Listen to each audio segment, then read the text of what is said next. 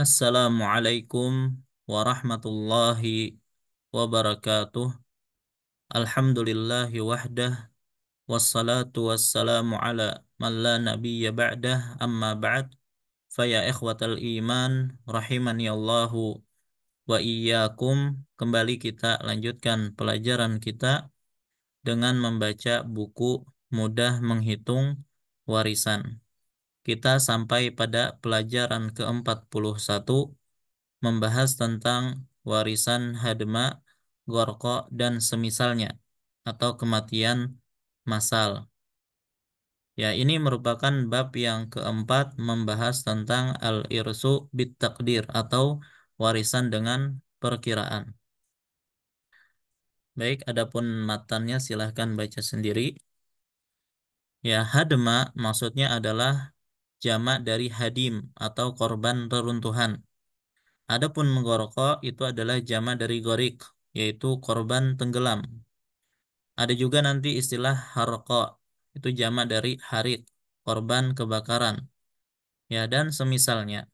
Nah, maksud dari bab ini adalah apabila orang-orang yang saling mewarisi meninggal. Contohnya suami istri meninggal dua-duanya. Ayah dan anak meninggal dua-duanya. Ya, saudara dengan saudara meninggal dua-duanya. Ya, dan tidak diketahui siapa yang lebih dahulu dan terakhir meninggal, maka mereka dianggap orang asing untuk sesama mereka yang meninggal menurut jumhur ulama, ya, selain mazhab Hanabilah.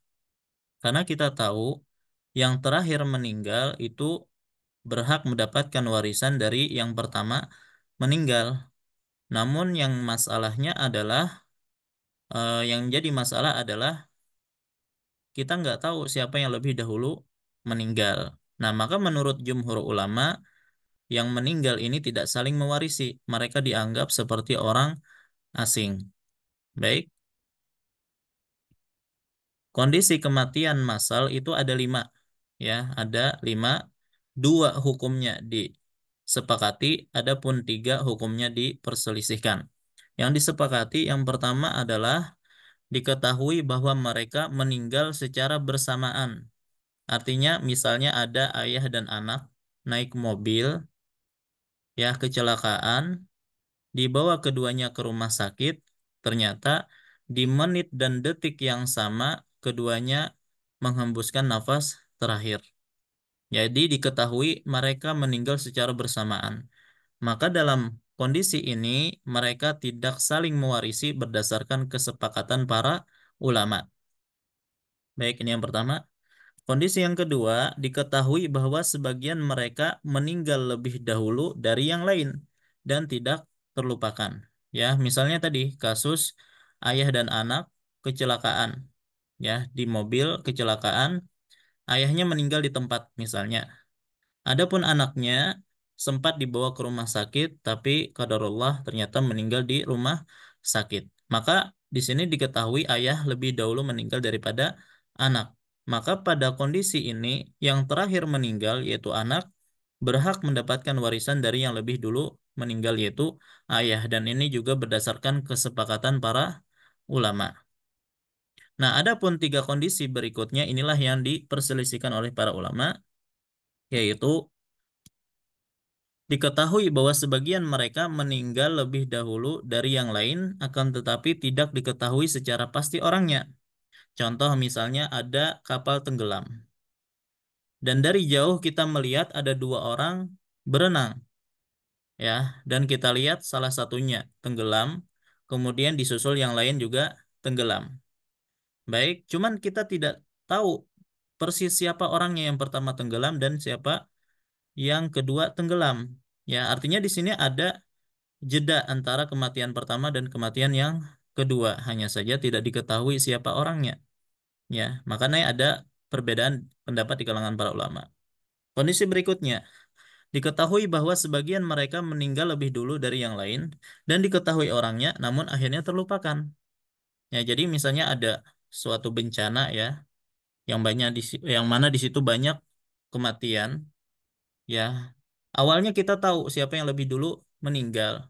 Ya, cuman karena saking sibuknya hari itu, ya, maka akhirnya kita lupa siapa tadi yang lebih dulu meninggal dunia.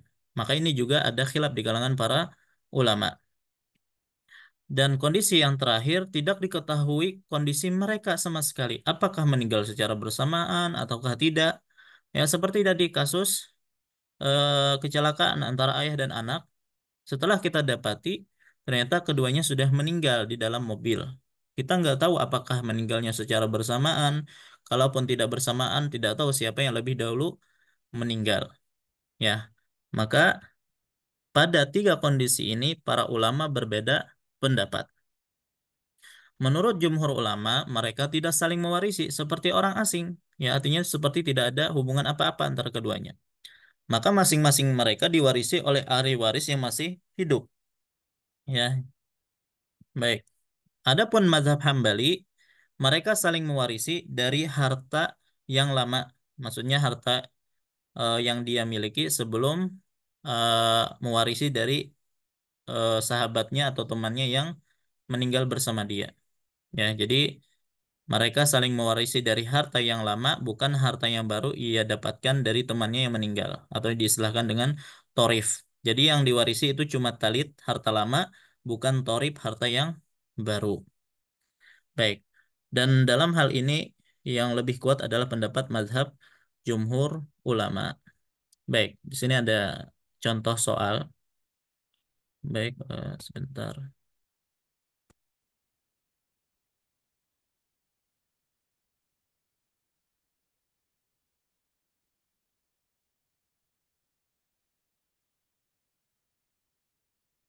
Misal, dua orang saudara kandung meninggal dalam kecelakaan lalu lintas, ya, dan tidak diketahui siapa yang lebih dahulu dan terakhir meninggal. Saudara pertama meninggalkan istri, anak perempuan, dan paman kandung. Sementara saudara kedua meninggalkan dua anak perempuan dan paman kandung. Maka dalam hal ini keduanya tidak saling mewarisi, ya, tapi yang menjadi ahli waris adalah ahli waris yang masih hidup. Ya, contohnya maka perhitungannya gampang seperti kita menghitung warisan biasa. Misalnya di sini ahli waris mayit pertama, istri, anak perempuan dan paman kandung, istri seperdelapan karena ada anak, anak perempuan setengah, dan sisanya paman kandung. Langsung masalah 8, 1, 4, 3. Baik, adapun saudara kedua meninggalkan dua anak perempuan dan paman kandung. Maka dua anak perempuan kan 2/3.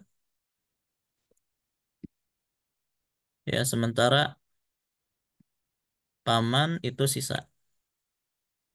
Langsung masalah 3, 2/3-nya 2, masing-masing dapat 1, dan sisanya adalah 1. Baik, nah inilah menurut pendapat jumhur ulama dan ini yang lebih kuat. Baik, adapun menurut mazhab Hanabilah, metode penyelesaian kasus Al-Gharqa, Al-Hadma dan semisalnya itu adalah dengan memberikan warisan dari sebagian mereka kepada sebagian yang lain, ya, yaitu diwarisi apa namanya talitnya tanpa torifnya. Jadi apabila ada dua orang atau lebih yang saling mewarisi meninggal dalam kematian massal dan tidak diketahui siapa yang lebih dahulu meninggal, maka menurut mazhab Hanabilah, sebagian mereka mendapatkan warisan dari talit orang yang meninggal bersamanya dan tidak mendapatkan warisan dari torifnya. Penyelesaian kasus Al-Gharqa dan Al-Hadma sama seperti penyelesaian kasus Munasakhat. Ya, harta mayit sebelum kematiannya disebut talit, yaitu harta lama. Adapun harta yang dia warisi dari orang yang meninggal bersamanya disebut torif, yaitu harta baru yang diwariskan. Nah, bagaimana cara menghitungnya? Jadi begini, kalau menurut Hanabilah, ya, jadi misalnya ada kasus dua orang suami istri meninggal dalam kebakaran dan tidak diketahui siapa yang lebih dahulu dan terakhir meninggal. Suami meninggalkan ibu dan ayah, sedangkan istri juga meninggalkan ibu dan ayah. Anggaplah harta suami 24 juta, sebagaimana harta istri juga 24 juta. Ya, nanti kita akan sebutkan. Kalau menurut Jumhur kan begini ya. Menurut Jumhur, ini eh, suami meninggalkan misalnya ibunya dan ayahnya, istri juga meninggalkan ibu dan ayahnya. Maka untuk pendapat jumhur, harta suami dan harta istri itu kan dipisah dan diberikan kepada ahli warisnya yang hidup. Maka dalam kasus seperti ini, ibu sepertiga, ayah sisa. Ini ahli waris suami ya. Ini tiga, satu, dua. Maka kalau hartanya 24 juta bagi tiga, 8. Maka kali satu, 8 juta. Ibu 8 juta.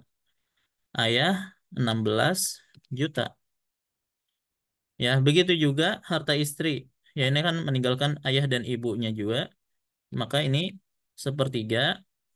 Ini sisa. Maka ini tiga, satu, dua. Kalau hartanya 24 juta, maka sama persis. Ya, ibu dari istri. Ibu dari istri itu 8 juta dan ayah dari istri itu 16 juta. Baik. Nah, bagaimana perhitungannya menurut mazhab Hanabilah? Menurut mazhab Hanabilah, keduanya masih saling mewarisi.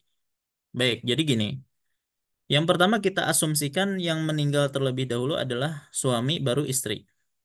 Baru setelah itu asumsi istri baru suami. Nah, jadi perkiraan yang dimaksud adalah dalam bab ini adalah menurut mazhab Hanabilah.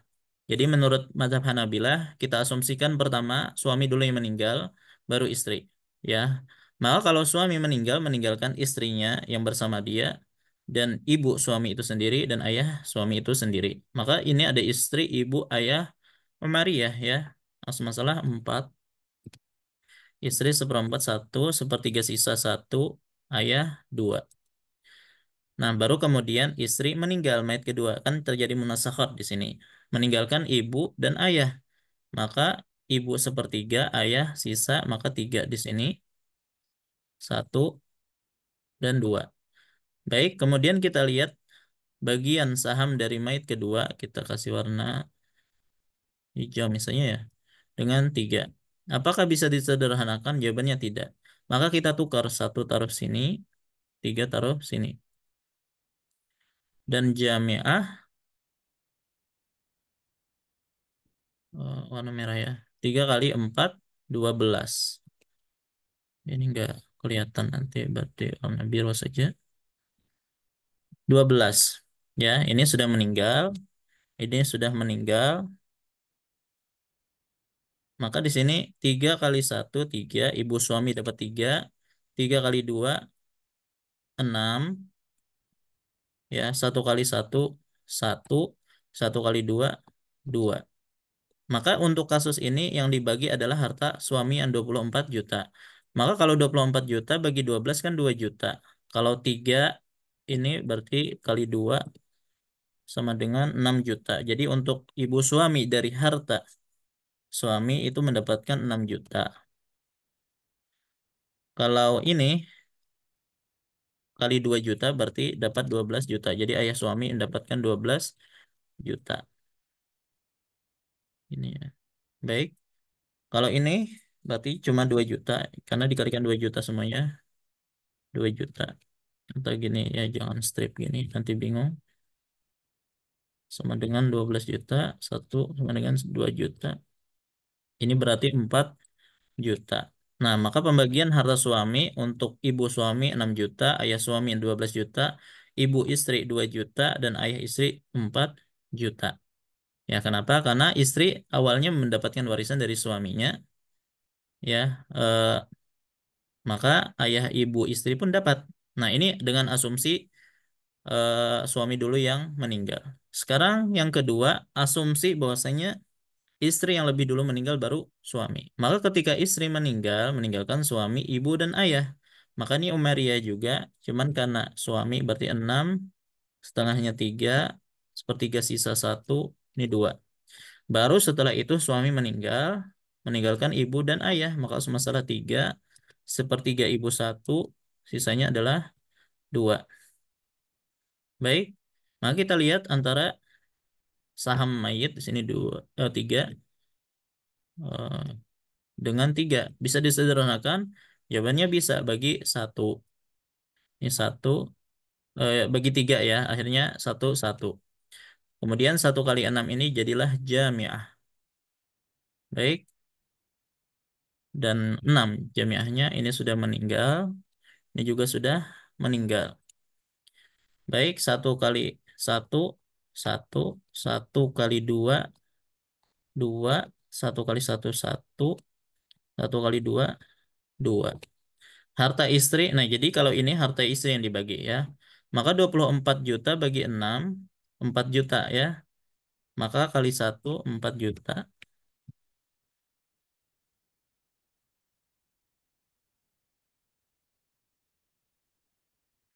Kemudian kali 2, 8 juta. Jadi 4. Ini juga sama 4 juta. Ini 8 juta. Baik, maka begini cara Hanabilah. Maka kalau kita bandingkan ya atau apa namanya efek dari khilaf ini, kalau menurut jumhur tadi kan kalau ayah suami 16 juta, ibu suami mendapatkan 8 juta. Sebagaimana ayah istri 16 juta, kalau ibu istri 8 juta. Ini kalau menurut jumhur ulama. Tapi menurut mazhab Hanabilah beda ya. Ya, pertama ayah suami di sini ayah suami dapat 12 juta. Kita kasih warna kuning. Mana ayah suami juga di sini 8 juta. Berarti 12 tambah 8 juta. Ayah suami 12 juta tambah 8 sama dengan 20 juta. Jadi lebih banyak kalau menurut mazhab Hanabilah ayah suami dapatnya ya. Kemudian kalau ibu suami, mana nih ibu suami? Ini ibu suami ya. Kita kasih warna misalnya enggak biru. Ibu suami 4 tapi 6 tambah 4. Maka jadilah 6 tambah 4 juta.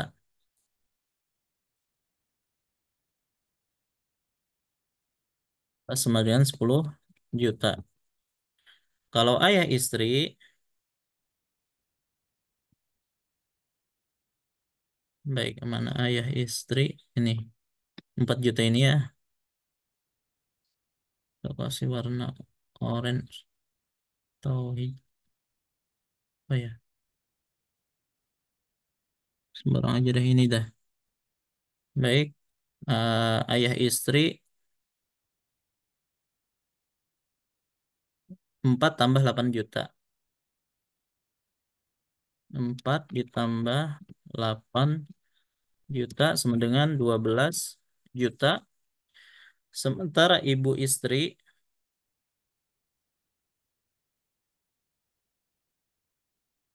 nah hijau ini ya.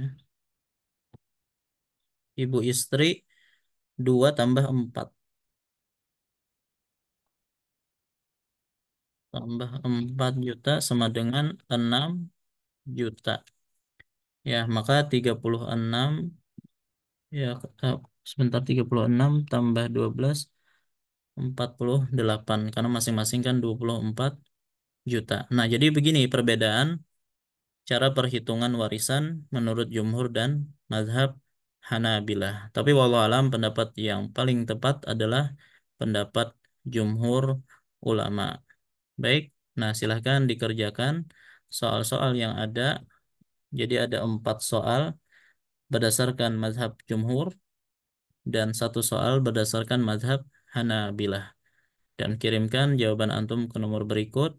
Dan bagi yang belum memiliki bukunya silahkan pesan ke nomor berikut. Wallahu ta'ala alam wa sallallahu ala nabiyina Muhammad wa ala alihi wa sahbihi wasallam.